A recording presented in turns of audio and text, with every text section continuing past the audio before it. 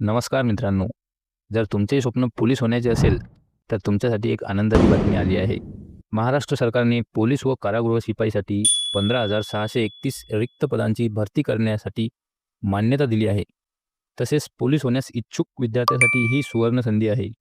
या भरतीमध्ये पोलीस शिपाई म्हणजे पोलीस कॉन्स्टेबल यांच्या 12,399 जागा, पोलीस शिपाई चालक यांच्या 234 जागा, बॅट्समन यांच्या 25 जागा, सशस्त्र पोलीस शिपाई यांच्या 2,393 जागा, कारागृह शिपाई यांच्या 580 जागा, अशा एकूण 15,631 पदासाठी ही भरती होणार आहे.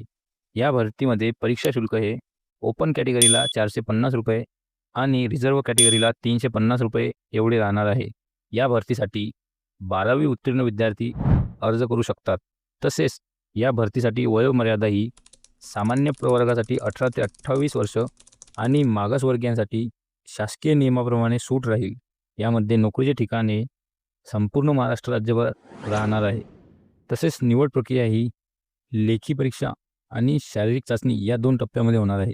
अर्ज प्रक्रिया लवकरच सुरू होणार असून तारखा शासनाकडून अधिकृत जाहीर होतील. म्हणून मित्रांनो, आत्ताच तयारीला लागा. तसेच ही माहिती आवडल्यास व्हिडिओला लाईक करा, शेअर करा आणि अशाच नवनवीन भरती संबंधित माहितीसाठी चॅनेलला सबस्क्राईब करा.